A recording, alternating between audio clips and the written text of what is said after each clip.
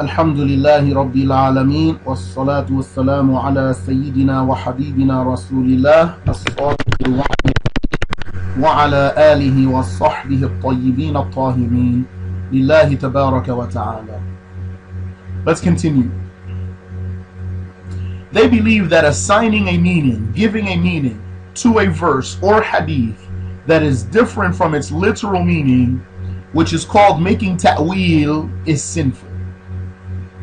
Taking the verse or hadith by other than its apparent meaning. This is called ta'wil.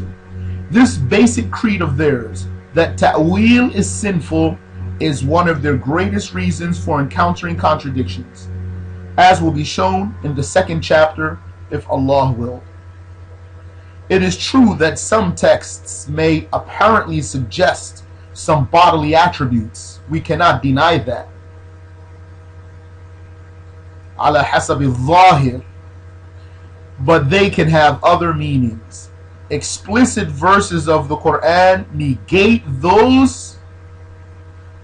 that those verses should be taken by their literal physical meanings.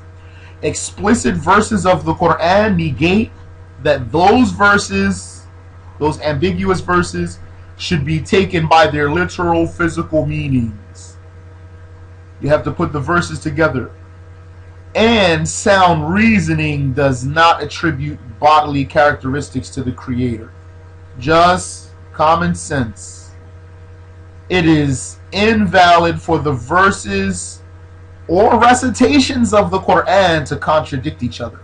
The verses of the Quran do not contradict each other, and the recitations of the Quran do not contradict each other. And that is the result of their claims. That is the result of the Wahhabi claim, the result of their claim, not their claim.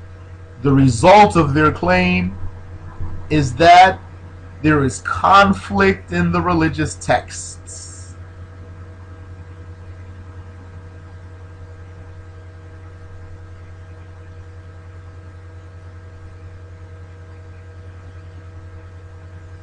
The Wahhabis do not believe that this is grounds to interpret these texts differently from their literal meanings. To them, that mental contradiction is irrelevant. It's swept under the carpet, as they say. As a result, they fell into tajassim, attributing bodily attributes to Allah, which is blasphemy, which is kufr. And they accuse the one who believes in a different interpretation, meaning a befitting interpretation. They accuse him of takdhib, the blasphemy of contradicting the religious judgments. And they accuse him of ta'til, the blasphemy of denying the attributes of Allah. They say statements like, if Allah revealed this word, then it must be understood by the literal meaning, or he would have revealed a different word. Then they contradict themselves when they encounter verses like Ala innahu bi kulli shay'in muhit. If taken literally, it would mean that Allah surrounds everything or engulfs everything. Since they do not believe that, they don't have the conviction that Allah surrounds and engulfs everything, they do not explain it like that. They say it refers to His knowledge of everything. This reasoning, that since Allah revealed the expression, it must be taken literally, has no support from the Quran or the Sunnah. Scholars like Abu Nasr al-Qushayri said that those who follow this method, those who say we must take it as it is, we don't make ta'wil, that those who follow this method, they do so because of their puny understanding of Arabic. It is a very devious and weak-minded understanding. They do not apply this reasoning to every ambiguous text. There are plenty of ambiguous texts that they give alternative explanations for, which is a contradiction. To at one time say you can't do it and then to do it. Such as what al-Bukhari narrated, Inna Rabbahu baynahu wa bayna al-Qiblah, which apparently means surely his Lord is between him and his Qiblah. How would Allah be between the praying person and his Qiblah, which would imply that Allah is on the earth when he is high above the throne according to them? How do you explain this hadith, O Wahhabi? And if you do not take it by its apparent meaning, you cannot accuse us of anything for making ta'weel. If you make ta'weel, you can't say we don't make ta'weel. We can't make ta'weel. And if you say you can, no one can make ta'weel, then you'll contradict yourself by either making ta'weel for this hadith or confirming that Allah is apparently and literally between the slave and his Qiblah, between the slave and the slave's Qiblah, which would imply that he's below, on the level of the slave, he is at the earth.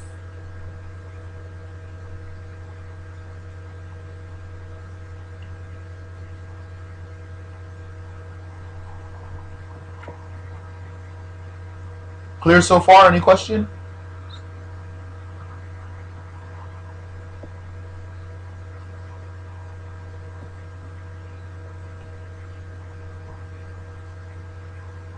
طيب.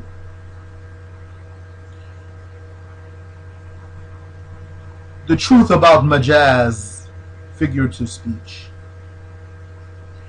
The Wahhabis have denied that there is any figurative speech in the Quran or the Sunnah. And some of them have denied it from the speech of the Arabs completely. Among them are those who said there is no majaaz in the Quran or the Sunnah. And among majaaz means figurative speech, not literal speech. And among them are those who said there is no majaaz in Arabic. And this is jahlun kabir.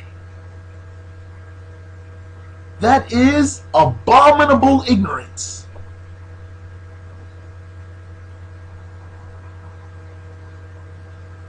Ibn Taymiyyah said, and he's their Imam, as you know,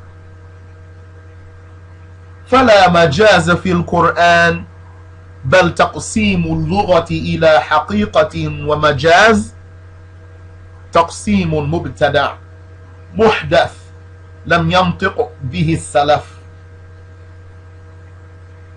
He said, and this is a lie, there is no figurative speech in the Quran. In fact, dividing the language into literal speech and figurative speech is an innovated categorization. Heretical, it's heresy. He's saying it's heresy. He's saying that there's majaaz is heresy. It was never uttered by the Salaf. He lied. This denial in reality is a fabrication and a fib.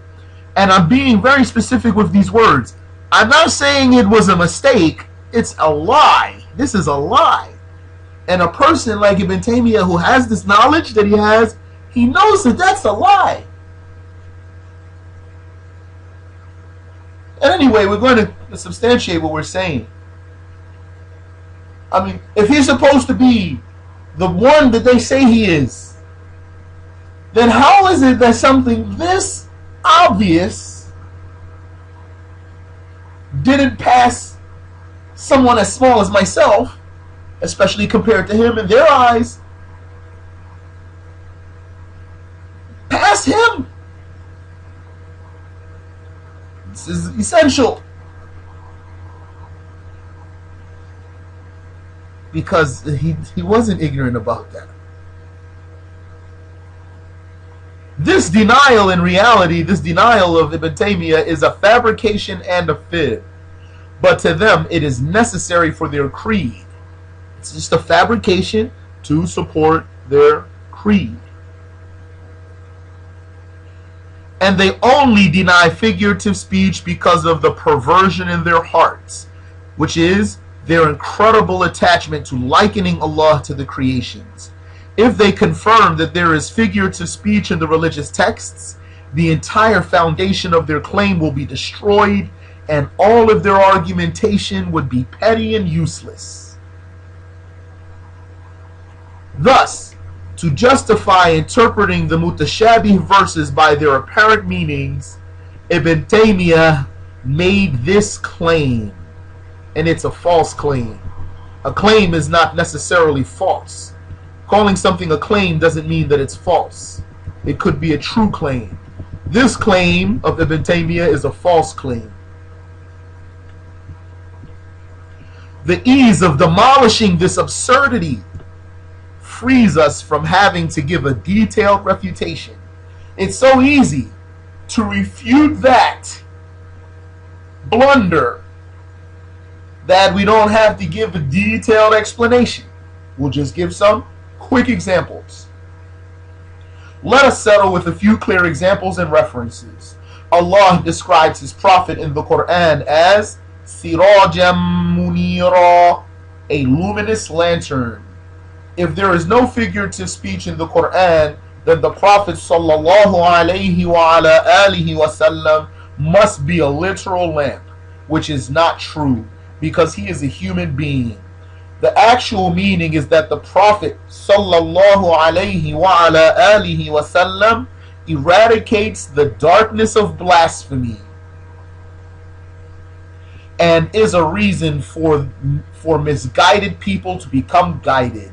The actual meaning is that Muhammad sallallahu alaihi wasallam eradicates the darkness of blasphemy and is a reason for misguided people to become guided. In the Quran, Allah described a wall. This is a second example. That could be a new paragraph.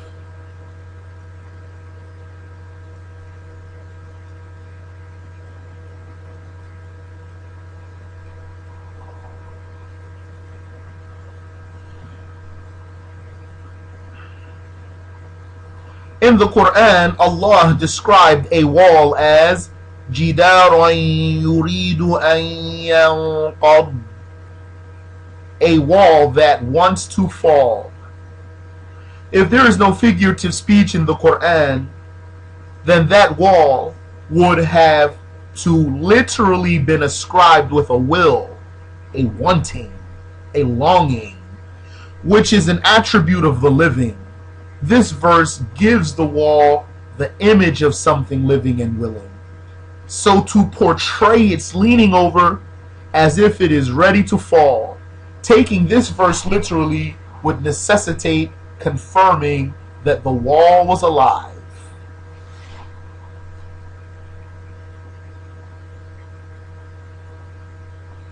And no one said that the wall was alive. I don't know if someone did say the wall was alive, but that's not the meaning anyway. It's majaaz. It means a wall that was about to fall over. Lastly, Allah informed us in His book, نِسَاؤُكُمْ حَرْثٌ لَكُمْ, your women are plots of land for your cultivation. Therefore, according to those who deny figurative speech in the book of Allah, or the sayings of His Prophet, the women are actual plots of land and not humans made of flesh and blood. The verse actually contains a metaphor that refers to the impregnation of women. So just as it is known to us that these texts should not be taken literally, it is known that nothing in the Quran or the Hadiths that would seemingly ascribe organs, places, directions, or motion to Allah should be taken literally. As for Ibn Taymiyyah's claim that the Salaf did not confirm figurative speech in the Arabic language, and that's a new paragraph too.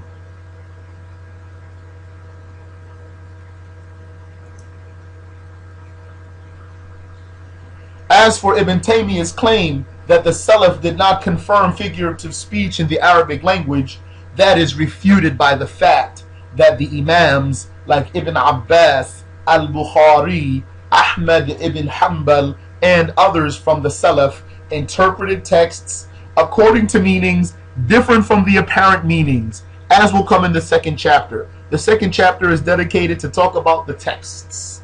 Now we're talking about the creed, the comparison between the creed and refuting this deviant creed. The comparison between the correct creed and the deviant creed and refuting this deviant creed.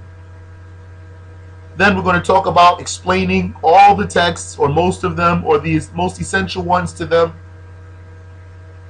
with their proper meanings, inshallah.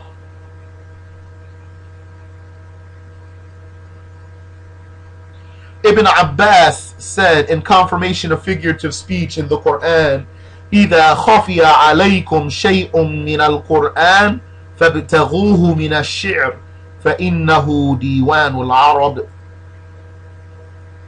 Which means if anything in the Quran is unclear to you, then seek its meaning from the poetry.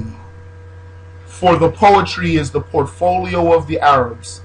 And for sure, a stubborn Wahhabi will just reject this statement. He'll say, that's not proof.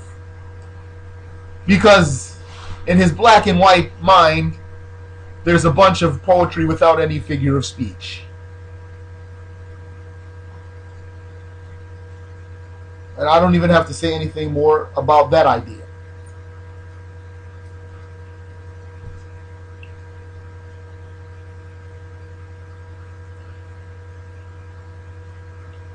Also among the Salaf who confirmed figurative speech besides Ibn Abbas is Abu Ubaidah Ma'mar ibn al-Muthanna.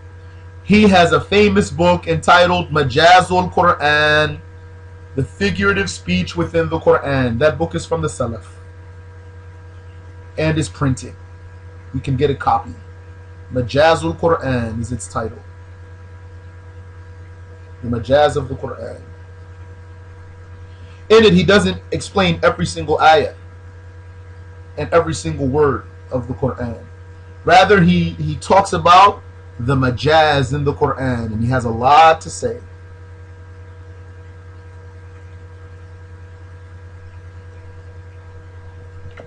So that's a lie. It's not a mistake, it's a lie. To say that there's no majaaz in the Quran. Any question?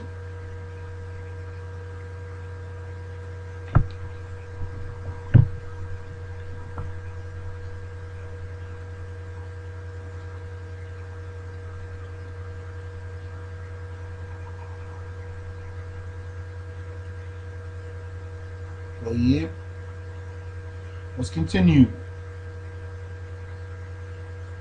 The truth about the lawfulness of ta'wil. So now we want to clarify that ta'wil is valid. On the contrary, Allah taught us this lesson in His book. Minhu ayatun muhkamatun hunna ummul kitab. Hunna ummul kitabi wa ukharu mutashabihat. Within the Quran are decisive verses, which according to the Arabic language have only one meaning. They are the base of the book, and the book should be capitalized.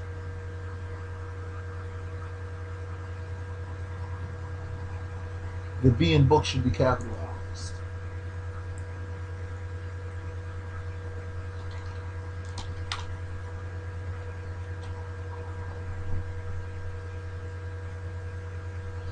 And also up above, under the title. And anywhere the word book refers to the Quran, it should be capitalized.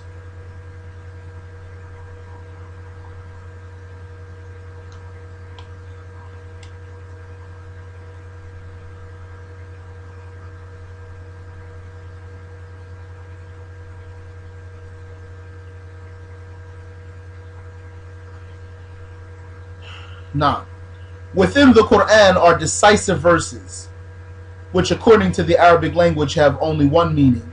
They are the base of the book, with a capital B, and other verses are ambiguous, mutashabih, susceptible to more than one meaning. So that's from the Quran. Yani, why that's told to us? So that we know not to take some verses literally. So that lesson was told to us in the Quran. Here. They didn't understand this ayah.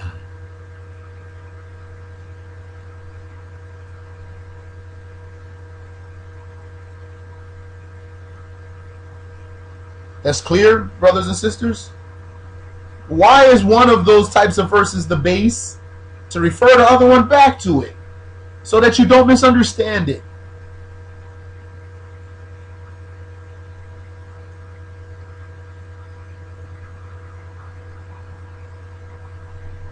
Also, the Prophet ﷺ made a supplication for Ibn Abbas, may Allah accept his and his father's deeds, to know the ta'wil of the Quran. When he said, Allahumma allimhu al-hikmah wa ta'wil al-kitab, which means, oh Allah, teach him the wisdom, the sunnah, and the ta'wil of the book, al-Quran. As we said before, ta'wil is a non-literal inference to interpret a text differently from its apparent meaning. It is known that Ibn Abbas interpreted many texts that the Wahhabis use to liken Allah to the creations.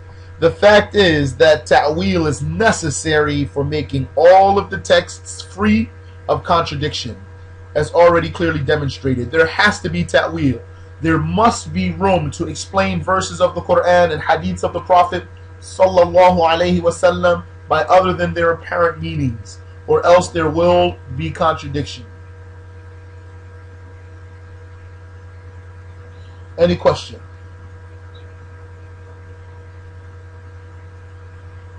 Question: since they always accuse others of bid'ah, is it safe to say they are the ones guilty of bid'ah in creed and aqidah? For sure. That's what we're saying all this time.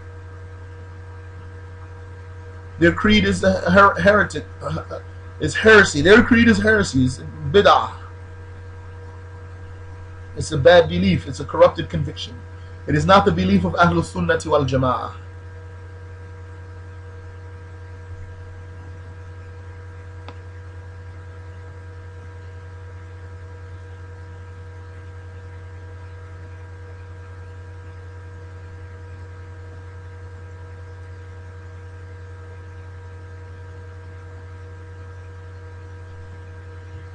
Extra detail. So now put on your thinking caps. Remember, the setup of the book is that there was an attempt to make the book clear for anyone, academic yet clear.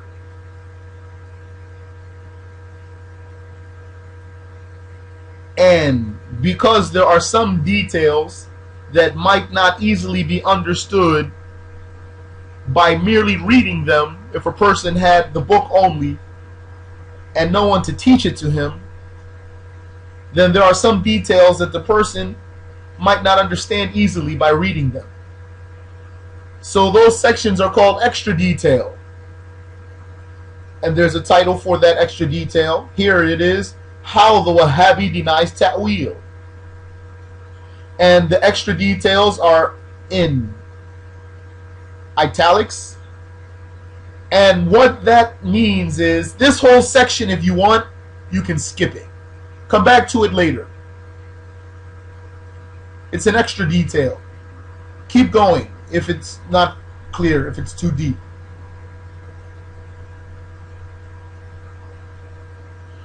So, extra detail. How the Wahhabis deny ta'wil. Know that the Wahhabis may deny the validity of ta'wil by referring to the verse وَمَا يَعْلَمُ تَأْوِيلَهُ إِلَّا اللَّهُ, which means no one knows its ta'wil except Allah. So, all this time, one would ask, then was there proof? How can they deny ta'wil? They can't just say it. They can't just say ta'wil is haram. there must be an ayah or a hadith. So here, they use this ayah.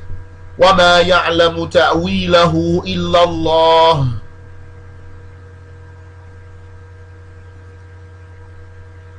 Which means no one knows its ta'wil except Allah. But remember what we said previously? Ta'wil has many meanings. So let's look. How do we refute them? How do we refute them if they bring this ayah to claim that this is the evidence that ta'wil is haram? Besides the fact that if they don't make ta'wil, they'll fall into a million contradictions. But how do we directly respond to this ayah? They say that it is not permissible to make a non-literal inference because no one can know the ta'wil of the mutashabih verses. Because no one can know the ta'wil of the ambiguous verses except Allah. They say we must take them literally because only Allah knows their ta'wil. As if they're saying Allah is the only one who knows their hidden and secret meanings. So all we have to do is take it as it appears. And many of them don't even know they say that, by the way. So you wouldn't need this even for a lot of them. We answer, ta'wil has numerous meanings. And when reciting this verse and stopping at the word Allah, so that it means no one knows its ta'wil except Allah, like we have here, this actually means no one knows the manifestation, the time of happening of certain matters, like the day of judgment or the coming of the one-eyed impostor, except Allah. So what we just said is a signal to the recitation of the ayah. This verse can be recited also in different ways. So if one wants to recite this ayah and stop here, which is what they are doing, they're reciting the ayah and stopping here. وَمَا يَعْلَمُ تَأْوِيلَهُ إِلَّا اللَّهُ. Stop. No one knows its ta'wil except Allah. Well, that's a valid recitation. You can stop there.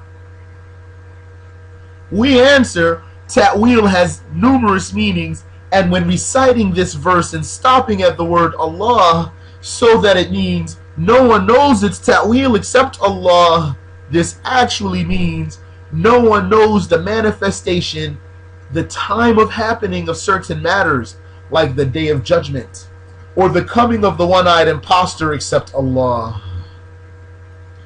Now from here, what? What have we say? That doesn't mean that. That has nothing to do with what we're talking about. No one said anything about Judgment Day or the one-eyed imposter. We're talking about the ayahs of the Quran and the attributes of Allah. So continue. Let's continue. According to this recitation of the verse, because the verse has more than one recitation, so it has more than one explanation based on its recitations, Allah dispraised the Jews who tried to determine the exact time of the occurrence of Judgment Day by referring to some mutashabih verses of the Quran. So actually the recitation that they recited has a different meaning, different from our topic. It's related but different. This verse in question, this is the 7th verse of Surah Al-Imran, that talks about the ambiguous verses and the explicit verses and the people who have deviance in their hearts. In this verse, which can be recited with more than one recitation, and each recitation has its own meaning, they took a recitation that actually doesn't support their belief.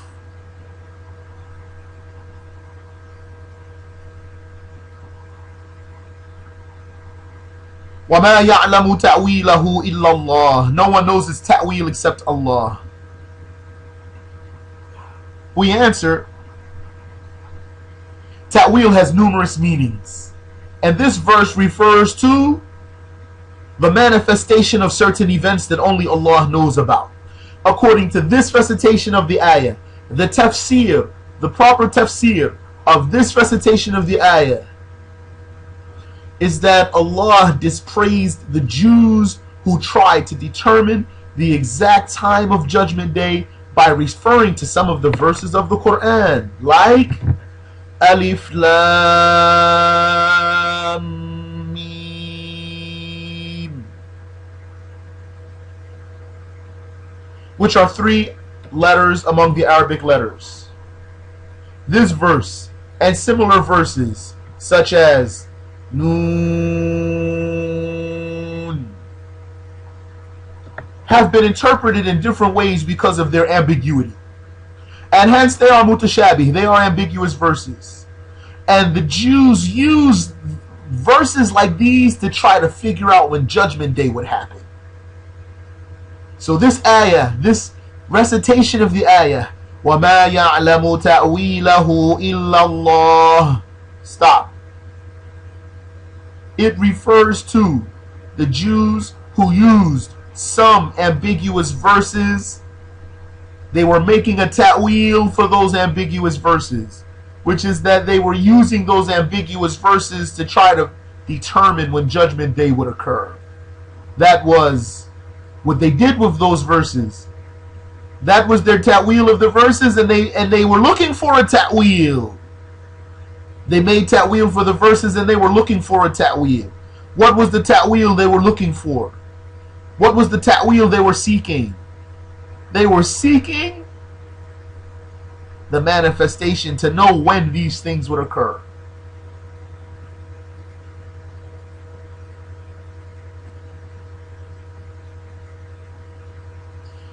The word ta'wil can mean manifestation, time of happening, as proven by the saying of Allah, هَلْ يَنظُرُونَ إِلَّا تَأْوِيلَهُ يَوْمَ يَأْتِي تَأْوِيلُهُ.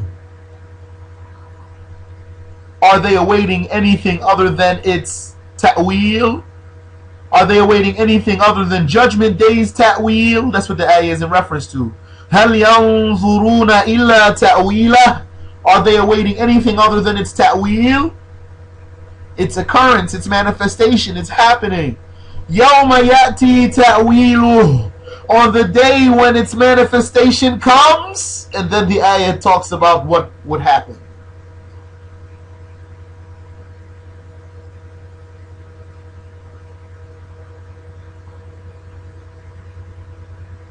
So that's the real meaning of the ayah, and that's why this is an extra detail, because as you can see, it's detailed. Is what I've said so far clear? Any questions so far?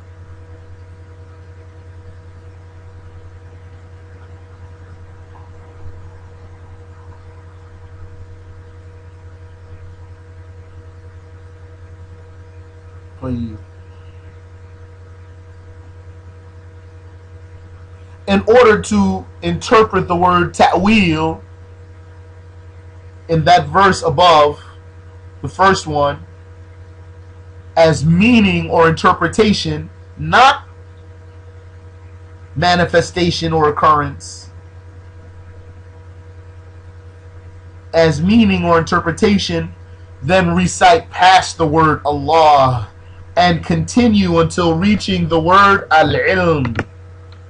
Hence, the verse would say, وَمَا يَعْلَمُ تَأْوِيلَهُ إِلَّا اللَّهُ وَالرَّاسِخُونَ فِي الْعِلْمِ. This is another recitation of the same ayah. Meaning, if you want to recite this recitation, you don't stop at the word Allah. If you want to stop at the word Allah, you don't stop at the word al-ilm. You keep going. Let me keep explaining first, and then I'll go back and show you the whole ayah, inshallah.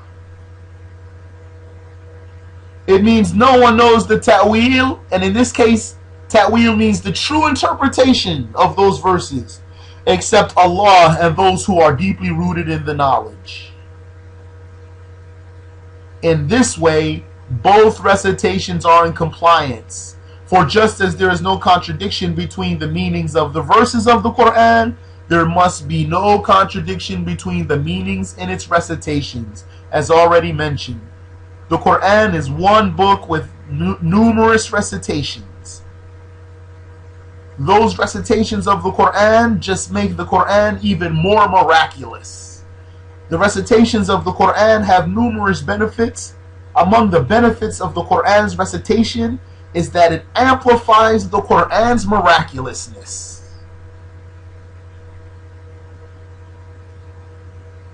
Not to mention that all of that came from a man who couldn't read or write.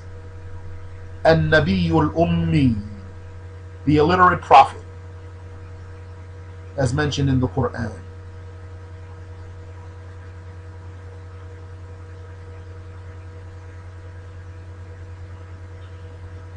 Since one recitation means that no one knows its ta'wil except Allah, and the other means that no one knows its ta'wil except Allah and those who are deeply rooted in the knowledge, the word ta'wil must have a different meaning in each recitation. That's clear? That last sentence is very important.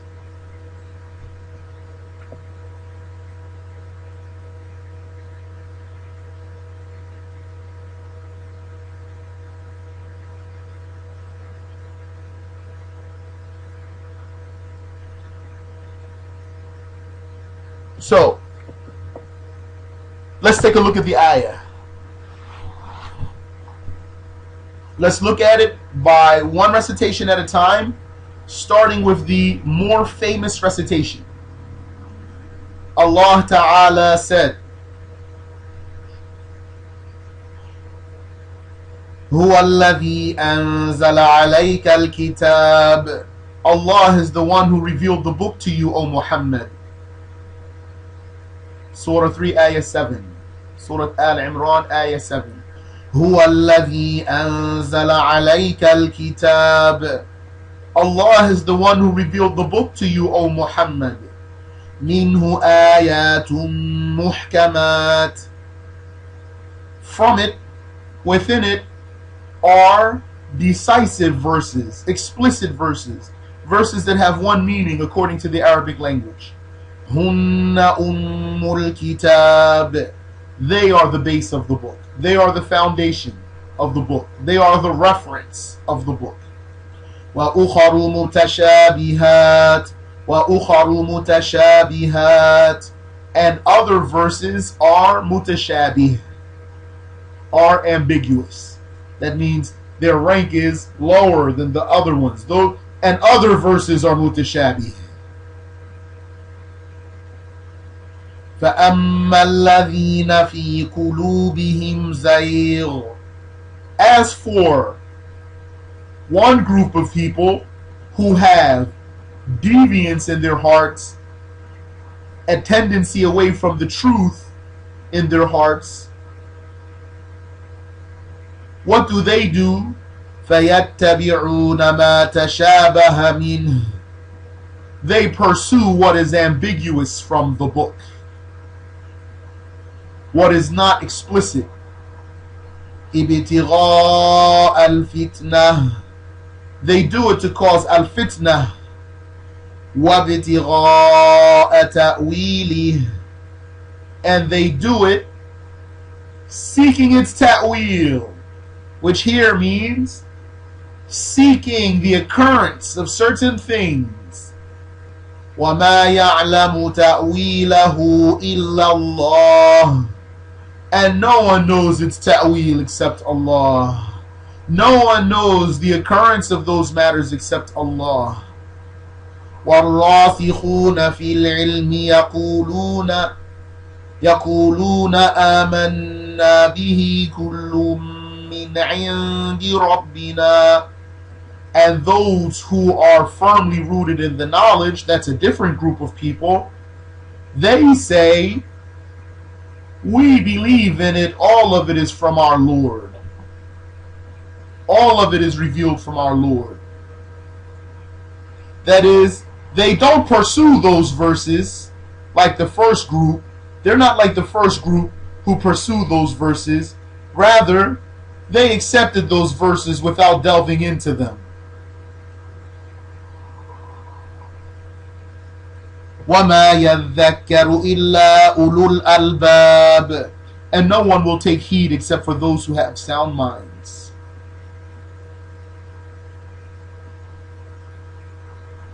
The other recitation of the ayah means like this: هُوَ الَّذِي أَنزَلَ عَلَيْكَ الْكِتَابِ. He is the one who revealed the book to you, O Muhammad.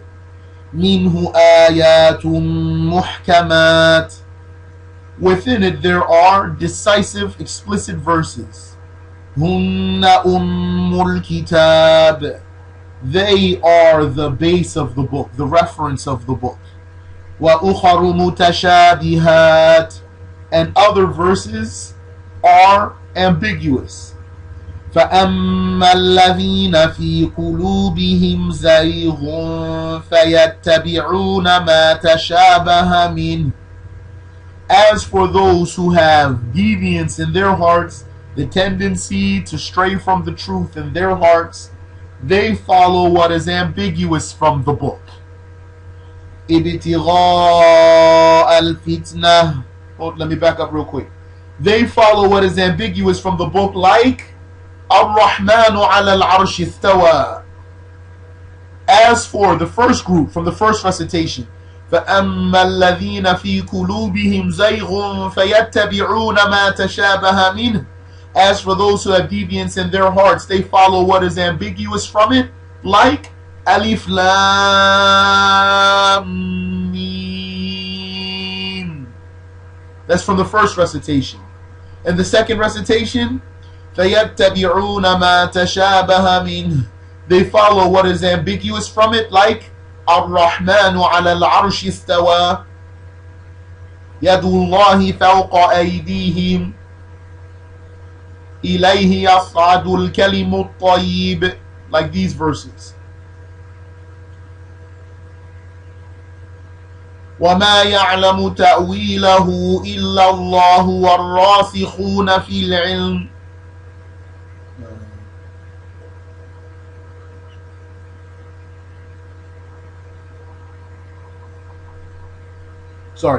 فَيَتَّبِعُونَ مَا تَشَابَهَ مِنْهُ ابْتِغَاءَ الْفِتْنَةِ. They follow what is ambiguous from it, such as Ar-Rahmanu ala al-Arsh istawa. Ibtigha al-fitnah, seeking tribulation, which is to take you out of your religion, O Sunni. Wabtigha ta'wili, and seeking the misinterpretation, not seeking the time of happening, seeking a wrong meaning, meaning seeking the meaning they want it to mean. وَمَا يَعْلَمُ تَأْوِيلَهُ إِلَّا اللَّهُ وَالرَّاسِخُونَ فِي الْعِلْمِ. And no one knows its true meaning except Allah and those who are deeply rooted in the knowledge. يَقُولُونَ آمَنَّا بِهِ كُلٌّ مِّنْ عِنْدِ رَبِّنَا. They say, we believe in it. All of it is from our Lord, even if we don't know the explanation of that. So they don't do like that other group. They don't pursue those verses and line them up and list them one after the other. وَمَا يَذَّكَّرُ إِلَّا أُولُو الْأَلْبَابِ. And no one will take lessons except those who have sound minds. Furthermore, the Wahhabis absolutely do make ta'wil for any verse or hadith whose literal meaning contradicts their beliefs, as will be made obvious in the second chapter, insha'Allah.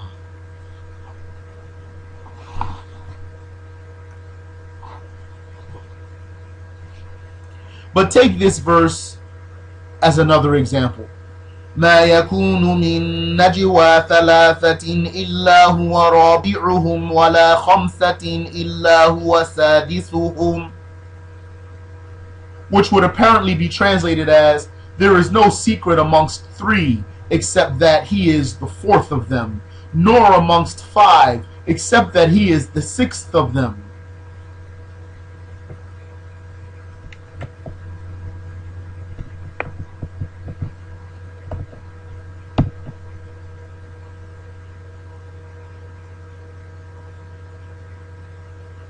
They explain this verse to be in reference to his knowledge, and not that he is with those people in person. So that's ta'wil.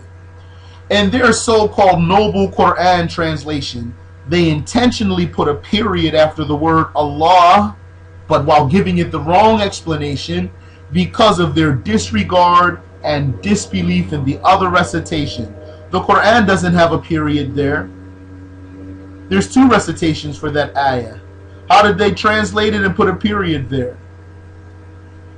That's just a quick indication for you, brothers and sisters, that the Quran is not to be translated word for word. The Quran has to be explained, and you get the explanation from a teacher.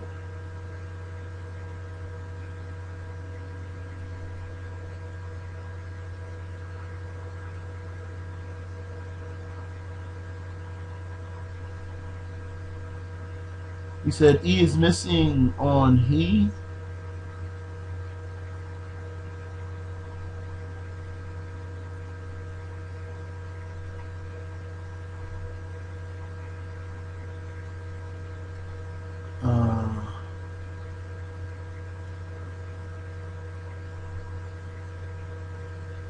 His.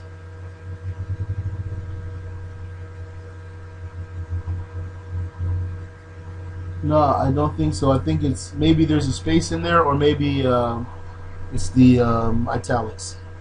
His knowledge, not he.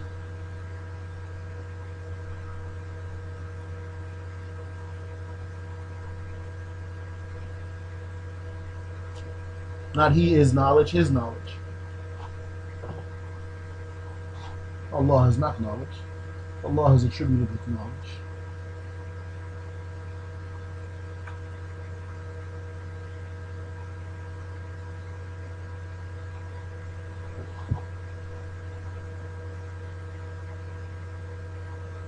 No, okay, we'll fix it, inshallah.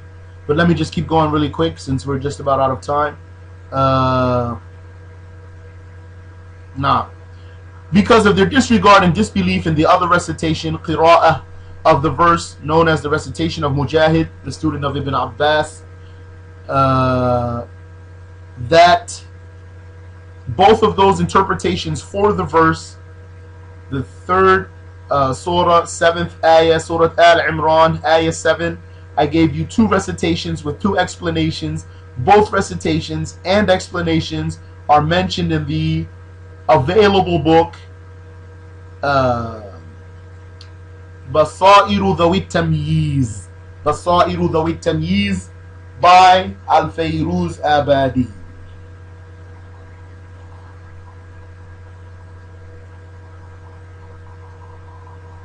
Lastly, the claim that there are verses in the Quran whose meanings cannot possibly be known by any creature, meaning in any way whatsoever, that there's nothing that the person can understand from the verse.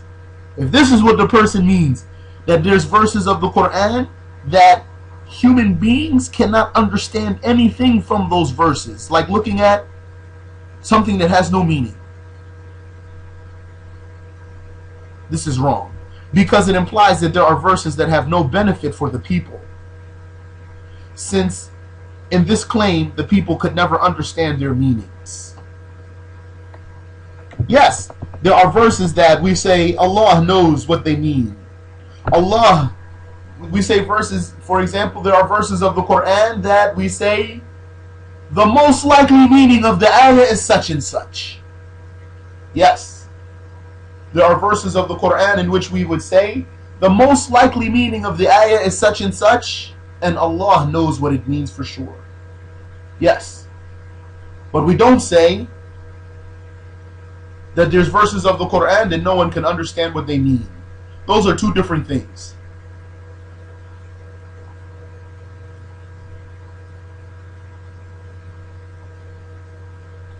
And we do say Allah knows what it means without delving into verses. It's not even it's not necessarily to have to explain some of those verses. But we don't say that there are verses that are unintelligible, verses that have no meanings. We don't say something that means that. We don't say something that means there are verses of the Quran that have no meaning. Or we don't say there are verses of the Quran that human beings cannot understand anything from them. All he can do is look at the words and say them, and he can't understand anything from it. We don't say that. Because it implies that there are verses that have no benefit for the people, since in this claim the people could never understand their meanings. Had this been true, the old Arabs would have discredited the Prophet ﷺ by saying, "This book is not a miracle as you claim, for our language is understood and intelligible, and you have come with something that has no meaning to us and cannot be known by anyone." How would it be Arabic if the Arabs don't know what it means? If Arabs cannot understand what it means, how would it be Arabic?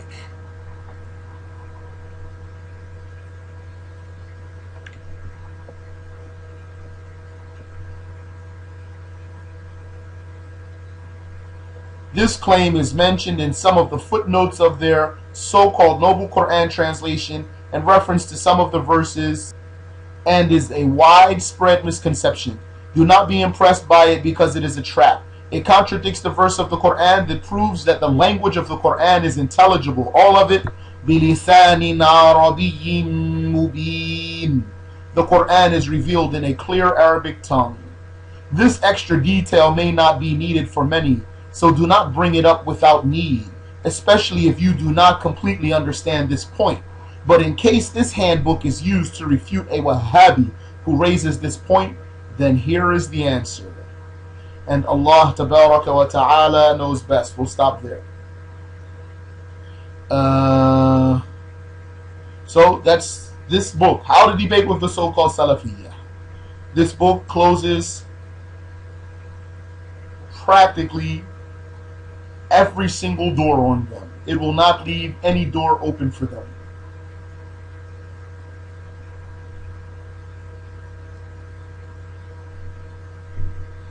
Any question? We're still at the beginning too.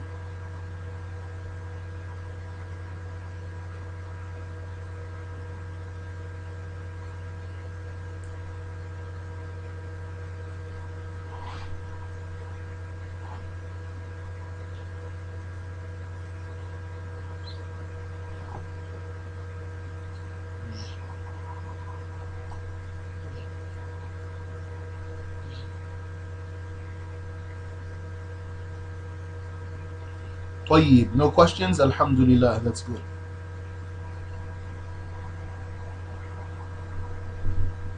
How would verses like Alif Lam Mim be interpreted?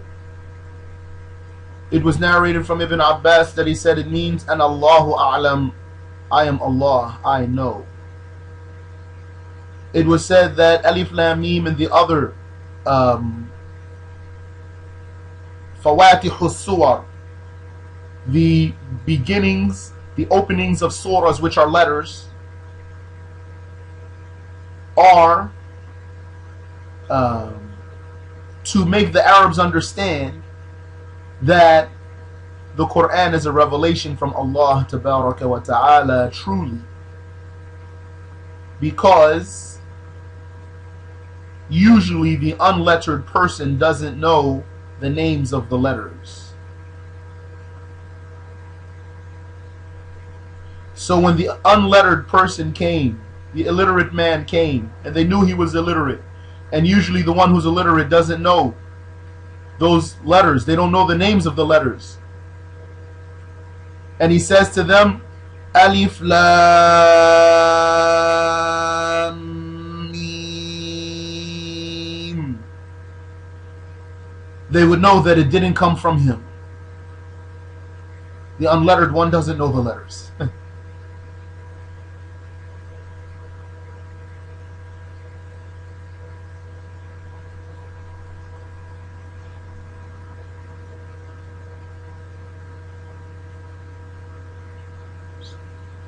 And it goes deep, that discussion, what I just mentioned now, it goes further, but we don't have the time for that. And No. Any other question?